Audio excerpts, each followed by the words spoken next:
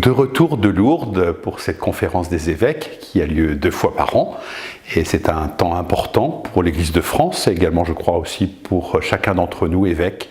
En tout cas, je peux dire que moi, j'apprécie ces temps où on peut partager avec nos pairs et puis voir que les problèmes peuvent être communs dans certains diocèses et puis avec des grandes différences liées à l'importance de la population, au milieu urbain ou rural. En tout cas, c'est vraiment un temps très fraternel et puis je pense que Lourdes nous aide à être dans un climat aussi spirituel qui aide à la rencontre. Voilà, pour cette session de novembre 2018, beaucoup de sujets ont été abordés et nous avons beaucoup travaillé, on peut le dire, parce qu'en dehors du programme, il y a aussi beaucoup même pendant les repas, les commissions et les conseils, nous avons l'occasion de nous retrouver également en province. C'est une session toujours très très dense, mais très intéressante. Donc, quels sont les sujets que nous avons abordés au cours de cette session? Eh bien, nous sommes revenus de manière conséquente sur le drame un peu de la question de la pédophilie. Pour la première fois, nous avons rencontré en conférence des victimes. Beaucoup d'évêques ont eu l'occasion de rencontrer déjà des victimes en privé, mais là c'était vraiment de manière officielle que nous rencontrions des victimes pour les entendre, les écouter et voir quelles sont les directives qu'il fallait mettre en place pour bien répondre à cette question-là. Alors, comme vous l'avez vu certainement dans la presse, nous allons mettre en place une commission indépendante d'enquête un petit peu sur tous les actes pour essayer de mieux comprendre ce qui s'est passé depuis les années 50, donc on remonte assez loin, et puis en même temps pour évaluer ce qui s'est passé depuis l'an 2000, où l'Église a répondu aussi pour pouvoir évaluer tout ce qui a été mis en place, et puis nous avons voté aussi un certain nombre de prescriptions pour mieux répondre à l'attente des victimes, et surtout aussi d'avoir une perspective aussi de prévention. Donc ça a été un sujet important qui nous a bien aussi troublé dans le sens où c'est notre responsabilité que de pouvoir y répondre. Voilà, c'était le premier sujet. Alors nous avons aussi la joie d'entendre les 4 évêques qui revenaient du synode à Rome pour les jeunes, la foi et le discernement vocationnel. Ça a duré 1 mois avec donc les 4 évêques représentant la conférence et puis un certain nombre de jeunes. Donc je pense que là, nous attendons donc le texte final qui n'existe pas en version française encore, mais ça ne va pas tarder. En tout cas, les évêques ont dit combien ça avait été, je crois, rafraîchissant, nous ont-ils dit, et également dense par la qualité aussi des partages.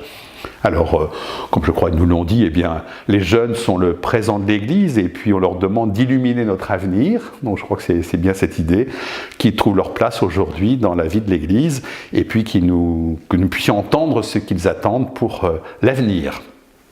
Donc un beau sujet, on a vraiment pris du temps aussi pour partager sur ces questions-là, cet encouragement aussi pour toutes les équipes de jeunes, que ce soit dans les aumôneries, les groupes de jeunes professionnels, les attentes des uns et des autres. Donc un bon temps aussi de partage sur ce synode. Et nous souhaitons vraiment mettre en place ce qui va être les directives de ce synode. Donc je crois que nous aurons l'occasion d'en reparler. Voilà, alors concernant les jeunes, on a repris et commencé à préparer. Rome nous demande, il y a une ratio pour la formation des séminaristes. Et il faut que nous adaptions aussi cette ratio à la réalité française. Donc il y a un groupe d'études et de réflexion pour la mise en pratique de cette ratio universelle, comment est-ce que nous allons l'ajuster à la réalité française. Voilà, donc ça c'est un gros sujet, les séminaires, la formation des futurs prêtres. Dans la formation globale, on peut dire à la fois humaine, théologique et pastorale. Donc les grandes dimensions de la formation des futurs prêtres. Restons dans le domaine des jeunes, puisqu'il a été aussi un temps conséquent a été consacré à l'enseignement catholique, puisque depuis 5 ans sont mis en place les statuts de l'enseignement catholique.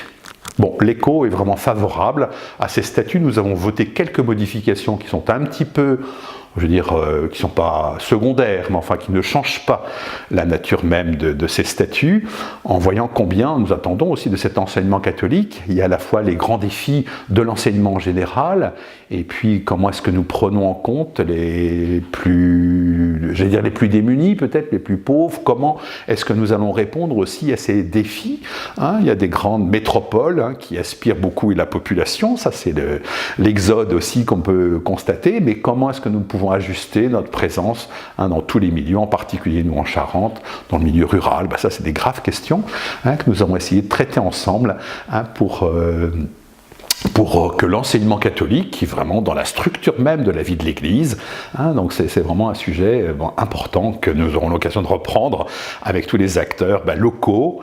Et on sait bien aussi que maintenant, notre organisation fait que nous travaillons beaucoup avec la Charente-Maritime et Poitiers. Et puis aussi Limoges et Tulle, donc ainsi tous les diocèses de la province, on sent bien combien il y a un désir de travailler ensemble. Donc c'est un vrai sujet, un sujet très intéressant. Le monde des jeunes, leur éducation, la proposition de la foi, et permettre à chacun d'aller de donner le meilleur de lui-même.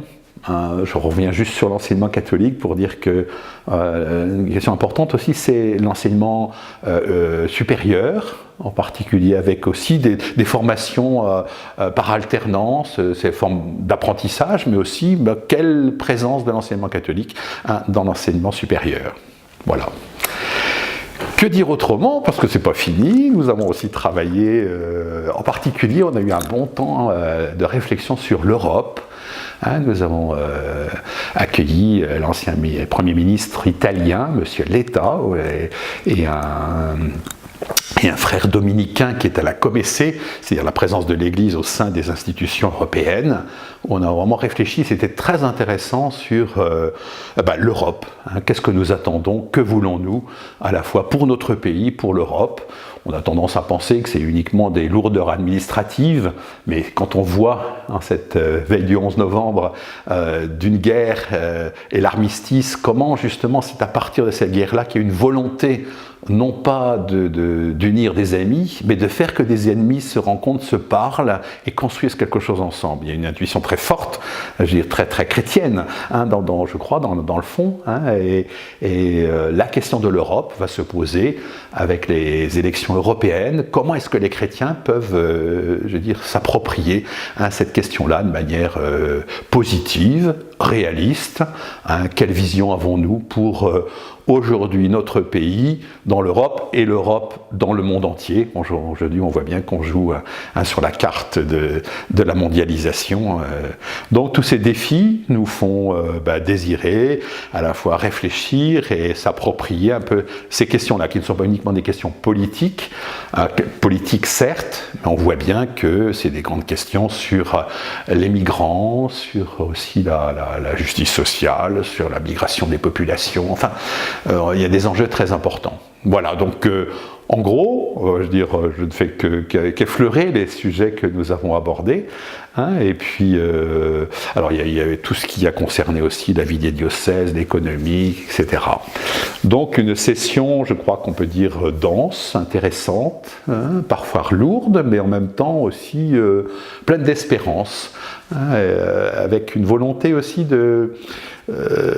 on prépare aussi l'avenir parce que cette conférence des évêques de France est organisée. On sait que l'année prochaine, le président va changer. Un président, c'est important d'une conférence parce qu'il articule aussi les différentes instances. On sent bien aussi que l'élan est aussi de donner la responsabilité aux provinces, de telle manière que tout ne soit pas évidemment géré par la conférence, par Paris, pour faire court. On se dit, là, il y a des réalités provinciales et que notre travail doit être aussi ensemble. Donc, partir à l'autre quand on est évêque, c'est pas simplement une pause ou une parenthèse dans le ministère épiscopal, ça fait partie intégrante et ça nous permet aussi de nous resituer davantage, donc pour moi en Charente, dans les grands défis, de pouvoir rapporter un peu ces sujets pour aider aussi les chrétiens à prendre leur part, aussi bien dans la pastorale des jeunes que de l'ouverture aussi à notre monde, à l'Europe, comme je viens d'en parler. Voilà, donc Bon, on se retrouvera, nous, en avril prochain. Ce sera la session de printemps. En tout cas, on a déjà un certain nombre de documents et de sujets de travail à approfondir. Et je souhaite le faire avec tout le diocèse, avec nos orientations diocésaines. Il y a des passerelles très évidentes qu'il nous faut aujourd'hui assumer.